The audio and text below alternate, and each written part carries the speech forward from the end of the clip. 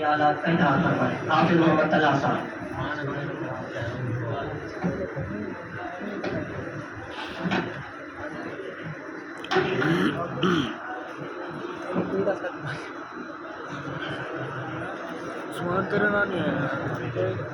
نحمده ونصلي على رسوله الكريم. أما بعد فأعوذ بالله من الشيطان الرجيم.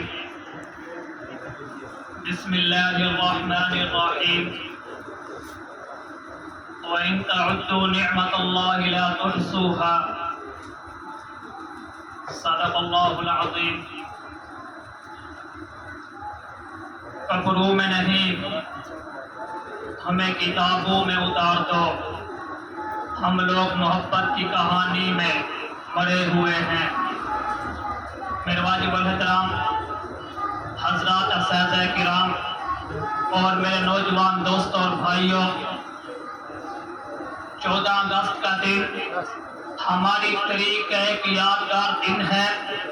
تو میں چاہوں گا کہ آج کی ہماری یوم پاکستان کی تقریب صرف اس مقصد کے لیے نہیں منائی جا رہی کہ ہم پاکستان کی آزادی کا خالی جشن منا رہے ہیں، بلکہ نہیں، ہم اپنی نسل نو کو یہ بات بھٹی میں پلا رہے ہیں کہ اگر پاکستان کے ساتھ محبت ہوگی، اگر پاکستان کے ساتھ وفاداری ہوگی، تو پھر ہم اس ملک کی بھی خدمت کرتے رہیں گے، اسلام کی بھی خدمت کرتے رہیں گے اور پیغمبر کے دین اور شریعت کی بھی خدمت کرتے رہیں گے. اور آج کچھ لوگ بیچارے سیکولر قسم کے، بے دین قسم کے لوگ وہ دنیا میں ایک گمراہ کن پروپیگنڈا پیدا کرتے ہیں. کبھی وہ میڈیا بنا کر، کبھی وہ ٹی وی کے اینکر بن کر کہ جناب علماء نے تو پاکستان بننے کی مخالفت کی تھی. میں ان کو دعوت فکر دینا چاہتا ہوں کہ آزادی کا بیج ہی علماء نے ڈالا تھا. آپ پوری تاریخ کا مطالعہ کریں، 1701 سے لے کر 1947 تک آپ پوری تاریخ کو دیکھیں. اس آزادی کا بیج اس وقت ڈالا گیا تھا جب ہمارے علماء نے انگریز کے خلاف علم جہاد بلند کیا تھا. اگر انگریز کو بڑے صغیر سے نہ نکالا جاتا، اگر فرنگی کو بڑے صغیر سے نہ نکالا جاتا، تو پاکستان کبھی بھی ہمارے سے وجود میں آنے کا کوئی سوچ ہی نہیں سکتا تھا. میرے اکابر کی قربانیاں، میرے اکابر کا لہو، میرے اکابر کے اتپتے دار پر لٹکنے والے لاشیں، میرے اکابر کی وکالہ پانی اور مالٹا کی جیلیں اور مختلف جزیروں کی قید و بند کی صورتیں آج بھی تاریخ میں سونے کے پانی سے لکھی ہوئی ہیں. اگر فرنگی کے مقابلے میں کوئی میدان میں آیا تو میرا اور آپ کا قائد شاہ ولی اللہ محدث سے دہلوی آیا. اگر فرنگی کا مقابلہ کرنے کے لیے آزادی کی تاریخ کا پرچم لے کر کوئی میدان میں آیا تو میرا اور آپ کا قائد علماء کا سرخیل شاہ عبد العزیز آیا.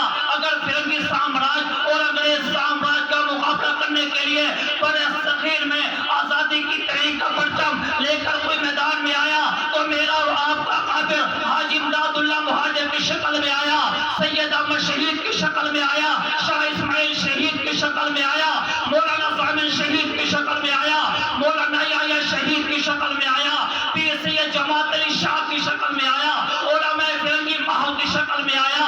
جب لوگ انگریز سے کتیاں لے کر، انگریز سے مربے لے کر ان کی وفاداری کی قسمیں اٹھا رہے تھے تو میں فخر سے کہنا چاہوں گا اس وقت میرے اکابر داڑھی اور پگڑی والے علماء دیوبند وہ میدان میں کھڑے ہو کر انگریز کے تیر و تلوار، نیزہ اور برچھی کا مقابلہ کرنے کے لیے سینہ سے ہو کر کھڑے تھے. آپ پوری تاریخ کا مطالعہ کریں.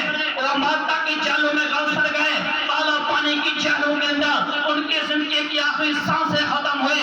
اور ایک وقت ایسا بھی آیا جب انگریز نے دیکھا ہم نے بڑے بڑے لوگوں کو، بڑے بڑے زمینداروں کو، بڑے بڑے گدی نشینوں کو ہم نے کور کر لیا، لیکن یہ بوریا نشین علماء، یہ خدر پہننے والا، یہ سستی سی ٹوپی پہننے والا مولوی آج ہمارے قابو نہیں آ رہا. تو پھر اس نے علماء پہ سنگین سزاؤں کا اعلان کر کے علماء کو تختیدار پلٹانا شروع کر دیا. جاؤ تاریخ کا مطالعہ کرو. میں تاریخ کا ایک ادنا سا طالب علم ہوں. ایک ایک دن میں 10,000 علماء کو پھانسی پہ لٹکا دیا گیا. اور مورخ آج بھی لکھتے ہیں کہ دلی کے چوک سے لے کر پشاور کے در خیبر تک سڑک کے کنارے جو دونوں طرف درخت لگے ہوئے تھے، کوئی درخت ایسا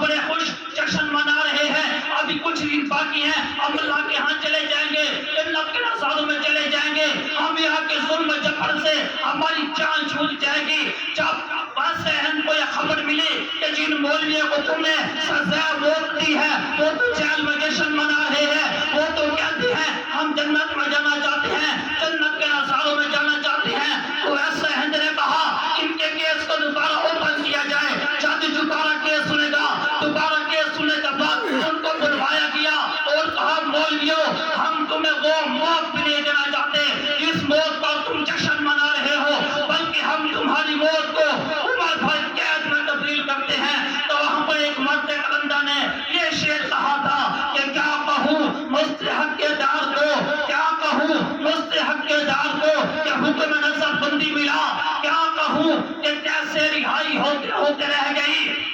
ہمارے قابل تو وہ تھے جو موت کو رہائی سمجھتے تھے کہ ہم پھانسی کے مستحق تھے، لیکن ہمیں عمر بھر قید میں تبدیل کر دیا۔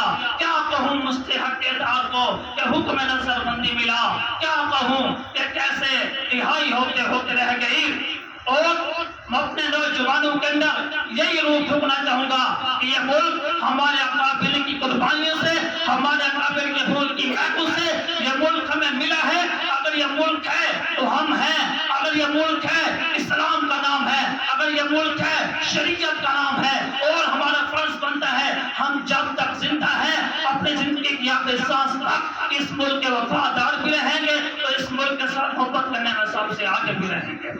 ہماری نیت بنا